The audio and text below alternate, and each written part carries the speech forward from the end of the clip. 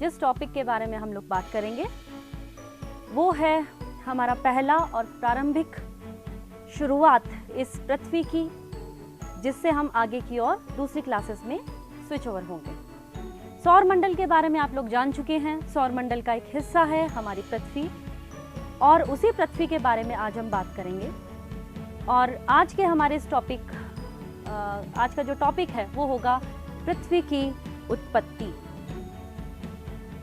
ये जो पृथ्वी है ये पूरी की पूरी एक बहुत ही इंपॉर्टेंट ग्रह के रूप में हमारे सामने आई जब हमने सौर मंडल की बात की, और हमने देखा कि ये दूसरे ग्रहों से बहुत वेरिएशंस रखती है, बहुत अधिक अलग तरह की क्वालिटीज़ रखती हैं जो और ग्रहों पे नहीं थी।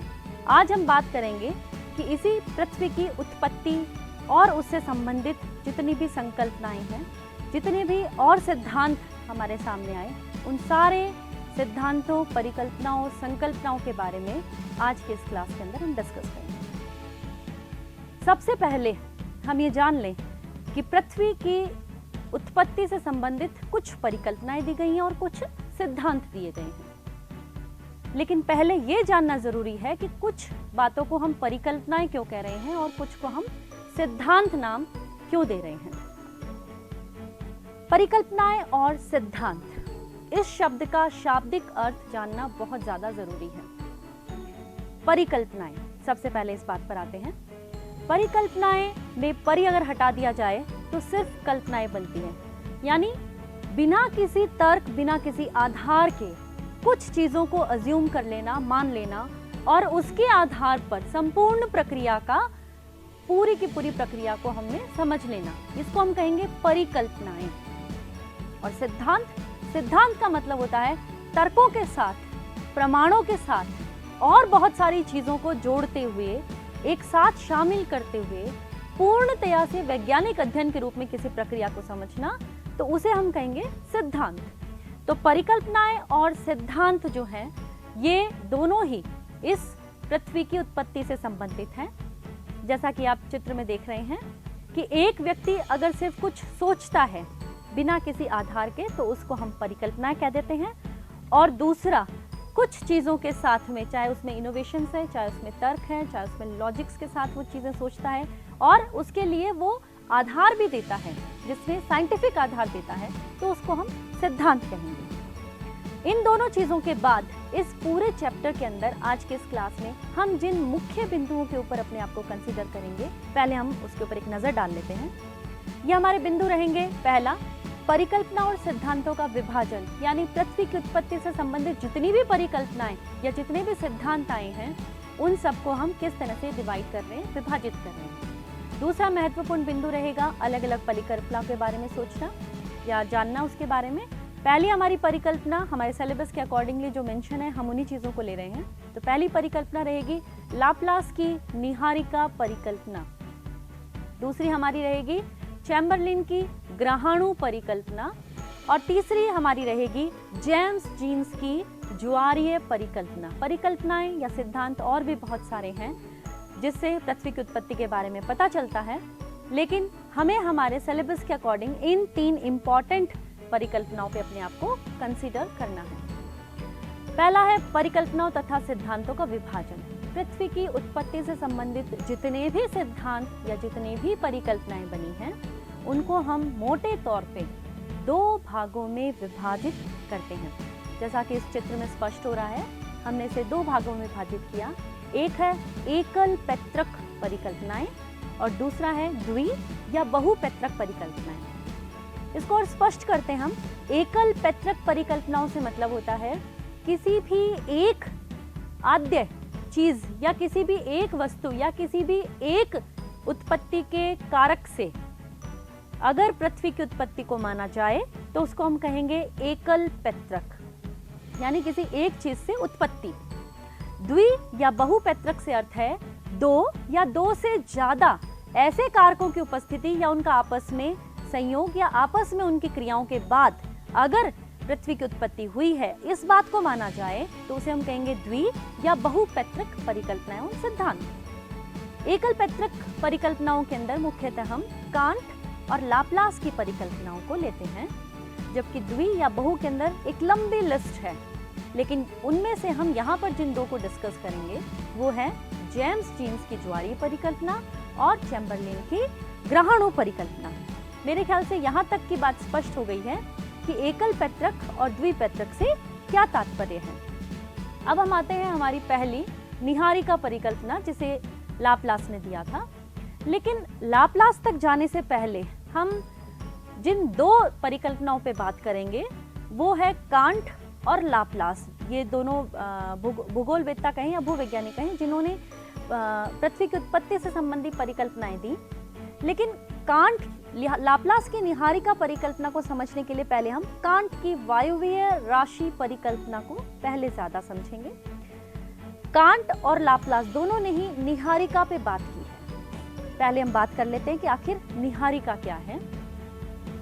कांट जो थे वो ये कह रहे थे कि शुरुआत में एक आद्य रूप में पदार्थ बिखरा हुआ था और उस पदार्थ के अंदर से निहारिका का निर्माण हुआ, जबकि लाप्लास ये कहते हैं कि शुरुआत से ही निहारिका उपस्थित थी। लेटर ऑन बात करेंगे हम कि निहारिका क्या होती है, पर पहले ये दो पिक्चर जो आप देख रहे हैं इसमें एक कांट की है और दूसरी इन्हीं के शिष्य लाप्लास की है। मान्यताओं की बात करें, किसकी मान्यताएं? कांट की जो वायवीय राशि परिकल्पना है उसकी क्या मान्यताएं थी। देखिए, परिकल्पनाएं देने से पहले यानी पूरी प्रक्रिया को समझाने से पहले उन्होंने अपने कुछ बेसिस बनाए, कुछ आधार बनाए और उन आधारों के आधार पर ही उन्होंने कुछ मान्यताएं बताई। पहली मान्यता उनकी थी कि पूरे ब्रह्मांड में गतिहीन और शीतल आद्य पदार्थ बिखरा हुआ था। मतलब छोटे छोटे टुकड़ों के अंदर कणों के रूप में पदार्थ जो था वो बिखरा हुआ था और वो गतिहीन था और बहुत ठंडा था, शीतल था। दूसरी बात उन्होंने ये मानी कि इन पदार्थों के बीच में गुरुत्व आकर्षण उपस्थित था, यानी ये एक दूसरे के साथ बंधे हुए थे, एक दूसरे को आकर्षित करते हुए, जिसको उन्होंने गुरुत्व आकर्षण नाम दिया। तीसरी बात जो उन्होंने मानी वो ये थी कि इनके बीच में गुरुत्व आकर्षण की वजह से कुछ गति उत्पन्न हो गई और उस गति के उत्पन्न होने के कारण इनमें टकराहट शुरू हो गई। जब कण गतिशील हो जाएंगे, टकराहट उत्पन्न हो जाएगी, तो सीधी सी बात है कि उनके अंदर ताप निकलेगा, यानी उनका तापमान थोड़ा सा ज्यादा हो जाएगा। जब ताप में वृद्धि हो गई, ताप आया, तो ताप में वृद्धि होने की वजह से उनकी गति और ज्यादा बढ़ गई और गति के बढ़ने से टकराहट और बढ़ी। इस तरह से लगातार ताप के बढ़ने, गति के उत्पन्न होने, दोबारा टकराहट बढ़ने, टकराहट से फिर ताप में वृद्धि होने, इस प्रक्रिया के लगातार जारी रहने से घूमती हुई तप्त गतिशील, तीव्र गति से गतिशील निहारिका का निर्माण हो गया। एक पिक्चर के थ्रू हम देखें कि किस तरह से ये पूरे की पूरी प्रक्रिया जो है वो इन्होंने स्पष्ट की है। इस पिक्चर में आप देखें कि एक बादल नुमा संरचना बनी हुई है। उस बादल नुमा संरचना के अंदर संघनन की प्रक्रिया, ये कॉन्ट्रैक्शन यानी एक दूसरे के साथ सिकुड़न की प्रक्रिया की बात कर रहे हैं। इसके अंदर छोटे छोटे कण आप देख रहे हैं, ये कण एक दूसरे से जुड़े हुए थे गुरुत्वाकर्षण की वजह से, लेकिन उसी वजह से इनके अंदर टकराहट हुई। ये जो बादल आप फ्री मूवमेंट का बादल देख रहे हैं, इसके अंदर गति होने की वजह से ये थोड़ा सा चपटा हो गया और ये पूरा आपको गोलाकार दिखाई दे रहा है। और नीचे की तरफ देखें, थर्ड स्टेज जो है उसके अंदर आप देखेंगे कि घूमते हुए निहारिका के केंद्र में बहुत ही ज़्यादा पदार्थ का जमाव हो गया और अल्टीमेटली बाहर की तरफ से छोटे छोटे पदार्थ निकलने से ग्रहों का निर्माण हुआ, जिसे हम ज़्यादा क्लियरली ऐसे देख सकते हैं कि स्वयं के गुरुत्वाकर्षण से गैसीय बादल जो है वो सिकुड़ गया।